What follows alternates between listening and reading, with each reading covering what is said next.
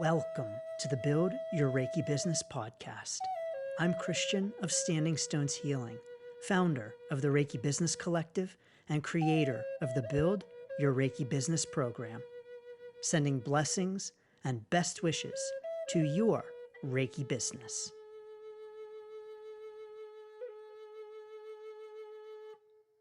Greetings, welcome, and thanks so much for tuning in to this week's episode of the Build Your Reiki Business podcast. It's Christian of Standing Stones Healing. So honored and grateful to have you here. So thanks so very much. In this week's episode, we're talking about end-of-year reflections. End-of-year reflections for your Reiki business. And in this episode, I'm going to share with you 3 things that I really encourage you to reflect upon at the end of your Reiki business year. But why do end-of-year reflections? Why is this something that is really helpful for us in our Reiki business? Well, here at my home in central Pennsylvania, I have a lovely garden, and I'm blessed with lots of beautiful flowers. And when you have lots of flowers, you also have lots of spiders because you have lots of bugs. So I have the opportunity to watch spiders weave their webs, and my orb weavers weave their webs in a very interesting way. We often think of spiders as weaving their webs around and around and around in a circle without stopping. But that's not how my orb weavers do it. My orb weavers start out by creating a spot at the center of the web. So they create a small center. And then they go out to the edges of the web and they start piece by piece. And they'll weave a little piece and then they'll follow one of the strands back down to the center. And when they get to the center of the web, they pull. They use all 8 of their legs and they pull, and tense. And what they're doing is that they're checking the tension of the web. And so then they go back and maybe they redo the piece that they've just done because, it really doesn't have the right tension that it needs. And they'll go on and they'll build another part of the web. They'll go back to the center and they'll do that tensing again. And they are checking the tension of the web. And of course they do this because they need to have a web that can catch the bugs so that they can eat. And if their web isn't well made, if they're not checking their work as they go, then they're not going to make a good web for catching the bugs. So spiders check their work as they go. And I think it's really helpful for us in our Reiki business to check our work as we go to make sure that our Reiki business is aligned, to make sure that the web that we're weaving for our Reiki business is what we need for our Reiki business. And so the end of the year is one of those times when we can purposefully and with intention check the tension of our web. Now, I in my Reiki business do this a lot at the end of the year. I also do this throughout the year. So every month I do have a meeting in my Reiki business, and I will reflect upon certain metrics in my Reiki business and check certain things. I'm going to share some of those things with you, but I don't only do this at the end of the year in my Reiki business. I do this every month in my Reiki business, but I do a big end of the year reflection and planning at the end of the year in my Reiki business. So This time, the end of the year, is a big time for me to be doing a lot of reflections, a lot of visioning. But why also might we want to do this at the end of the year? Well, the end of the year is a great time for bringing in new energy. It's a great time for renewal. Now, I don't know about you, but at the end of the year, I start feeling a little funky. Like energetically, I just feel like I need a change. I feel like I need to do some releasing. Energetically, I feel like I need to do some rituals and some visioning and planning and bring in new energy.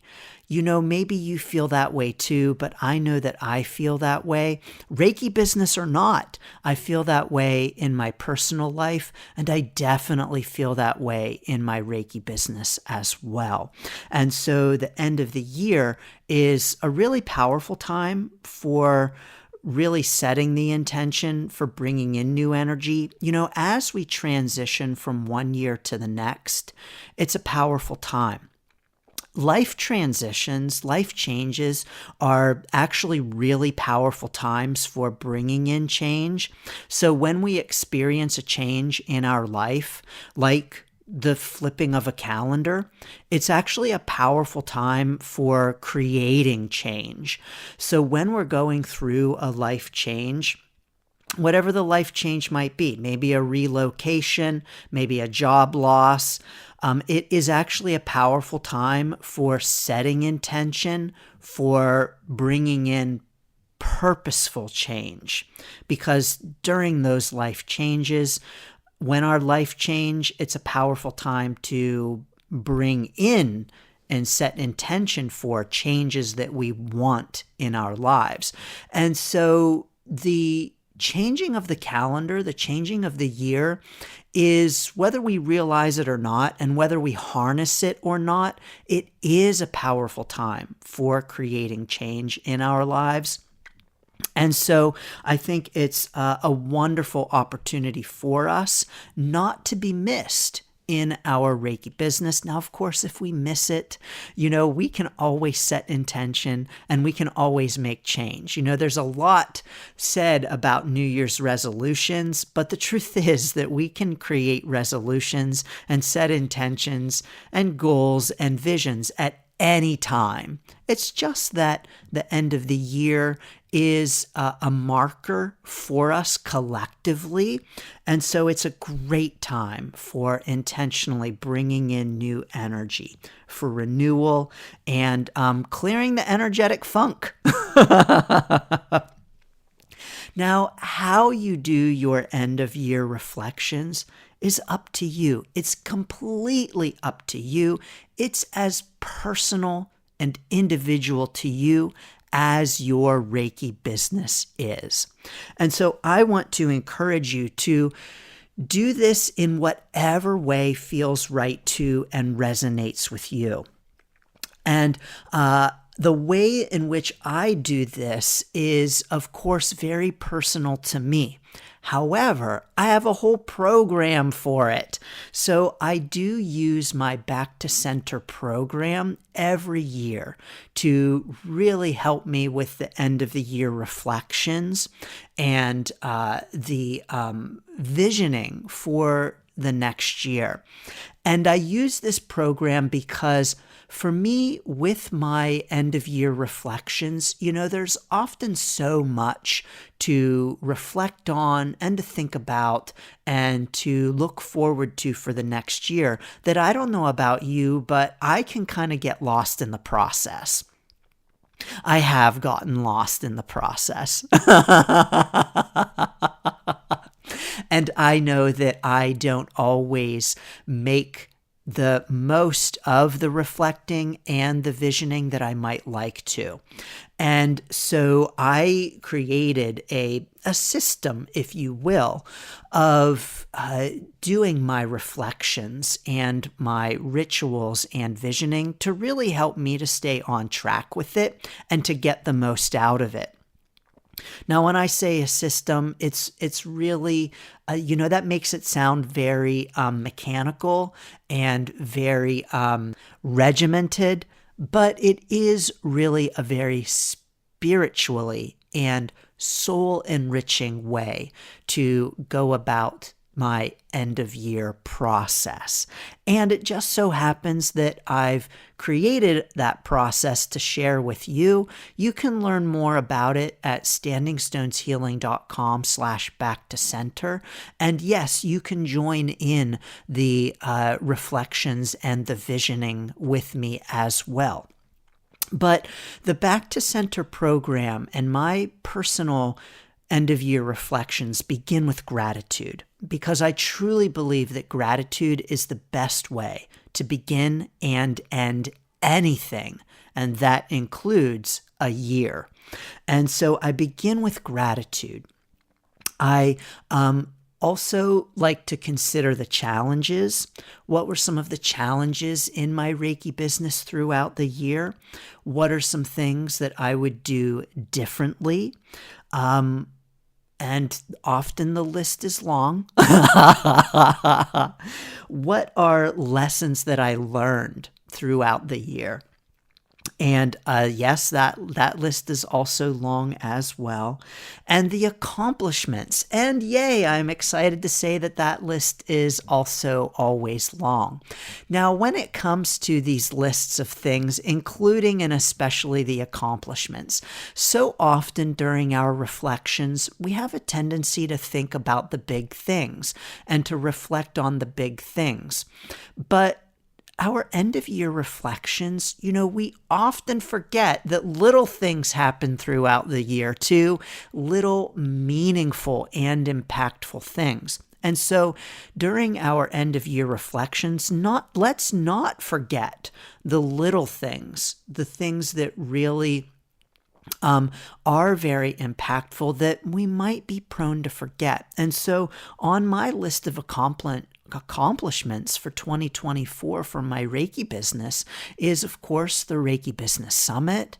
It is, of course, creating the Distance Reiki Business Builder, creating the tax class. So I've created some new things, but I might also forget the little things, the emails that I might get from people tuning into the podcast who I have no idea that they're listening. They're people who aren't in my quote orbit in terms of they're not friends with me on Facebook, or they're not interacting with my posts or commenting in my groups, or maybe they're not responding to my weekly emails. But out of the blue, I just get an email from someone who says, I've been listening to your podcast for X number of months, and I just wanted to reach out and say thank you. And like, holy cow, like those things really impact me. And they bring a tear to my eye. Yes, like they are right now. And we have a tendency to forget those things and how important and special they are when we're doing something like our end of year reflections. And so during your own end of year reflections, I encourage you not to just focus on those big accomplishments, but to focus in on the small things as well. And if you're saying, I don't have any big accomplishments this year in my Reiki business, yes, indeed, you do have accomplishments. Please don't discount the power of the small. Please don't discount the power of each little step that we make in our Reiki business, because truly it does make a difference. And so even something like receiving an email from a client that says, thank you, that made a difference, that's impactful and powerful too. Now, I will say for my own Back to Center program, I do this on both a personal and a business level. And so when I'm doing the reflections, things like making the lists of what I'm grateful for from the past year, or things like accomplishments or challenges, I create double duty lists. So when I'm doing the Back to Center program at this time of year, I am doing this both for my Reiki business and for my own personal life. And so that means I am doing twice the work, and I'm having twice the insights and twice the breakthroughs on my journey. So I like to use the Back to Center program and all of the activities for both my personal life and my Reiki business. But some other ways that you may want to do end of year reflections. Remember, it's all about what resonates with you and feels right to you. Is, maybe doing a vision board. That is very common at this time of year, to reflect and do a vision board for the next year. Maybe some affirmations.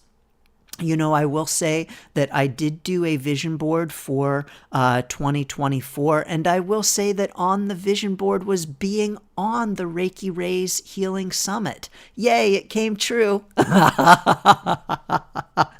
So that was pretty exciting. But to set those visions for the new year, and to, a vision board doesn't have to be a big fancy thing with lots of pictures. I will say that my 2024 vision board was just a bunch of words. And I didn't do pictures on this year's vision board, but I may on next year's. We'll see. You may also be interested in creating some affirmations for yourself. Affirmations for your new year. Maybe reflecting on this past year and asking yourself, what it was that maybe you might like to improve upon, what fresh and new energy you would like to bring in for the new year, and creating some affirmations based upon your vision for the new year. And you may want to have those affirmations to recite to yourself throughout the year, to write them in a prominent place, put them on your refrigerator or something like that. I like to write on my kitchen cabinets in chalk. It comes off easily, no problem. My kitchen cabinets are wood, and I have one special little nook above my kitchen sink where I like to write things that, like, if you walked into my house, you wouldn't see it because it's there tucked into the corner, but I see it every single day at my kitchen sink. And so I will write things to myself in that special little spot. I've also been known to write not so secret things on my cabinet so that if you did walk into my house, maybe you might see some Viking runes written on my cabinets. But no matter what kind of end-of-year reflections you do, there are three things I really want to encourage you to pay attention to at the end of the year and to reflect upon. And so no matter what your end-of-year reflections look like in your personal life, in your Reiki business, I really want to encourage you to reflect upon these three things. Number one, I really want to encourage you to spend some time looking over your year's income and expenses.